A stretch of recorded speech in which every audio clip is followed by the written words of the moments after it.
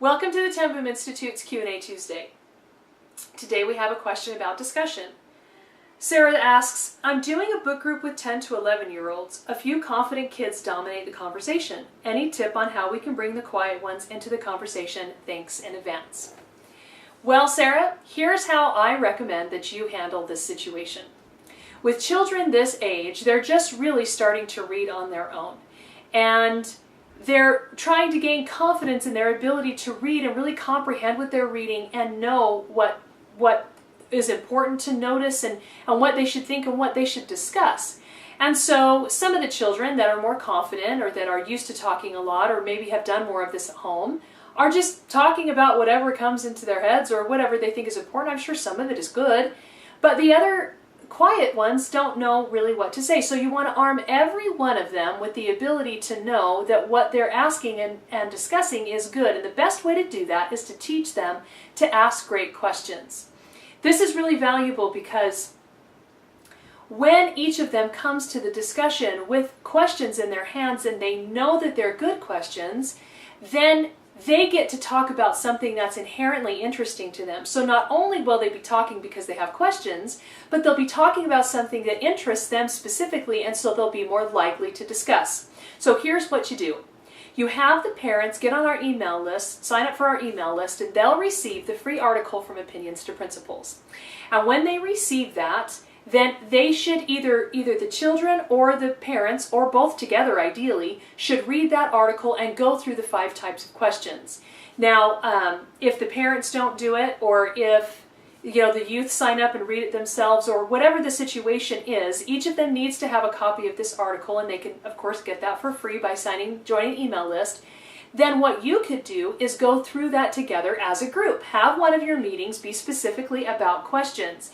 The article is the best way to learn that information because not only does it teach it in the natural sequence and describe each type of question, but then it gives a lot of examples of each type of question from a reading segment. And so they'll read that along with, they'll read that in the article, and then they'll look at the types of questions that are drawn from that as examples.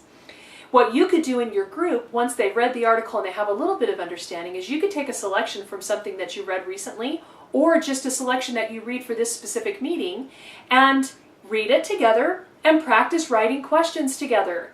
Now tell them not to be scared, not to be concerned if it doesn't come naturally, especially a couple of the types of questions are harder than others. Adults struggle with this. I've taught it to a lot of adult audiences and in a lot of seminar formats, and even, well-educated, they'll tell me, lots of individuals 40, 50, 60 years old with master's degrees, when they first try to get their minds around these types of questions, can sometimes struggle a little bit at first.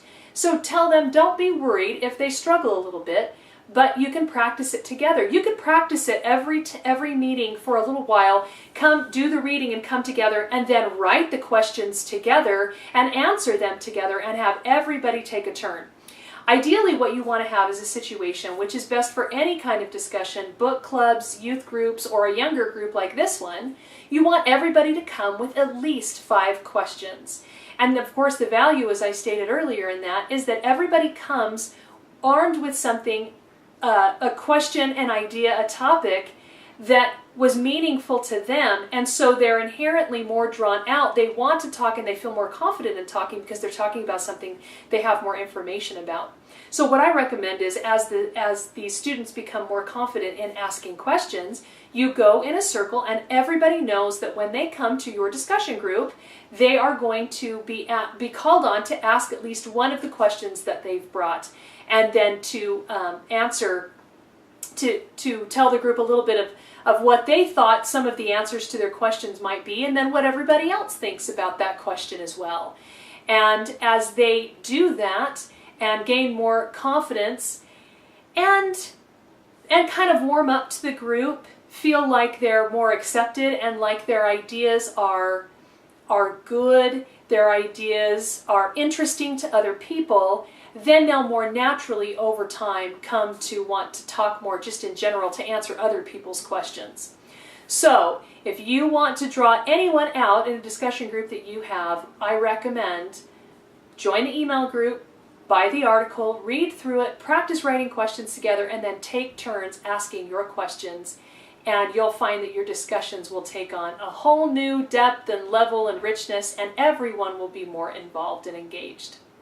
If this Q&A Tuesday was helpful to you, please pass it on to a friend. Follow us on Facebook, or send it out to Twitter or Pinterest or whatever else you love to do. Join our email list and be one of those that receives special updates and information that only our email subscribers get.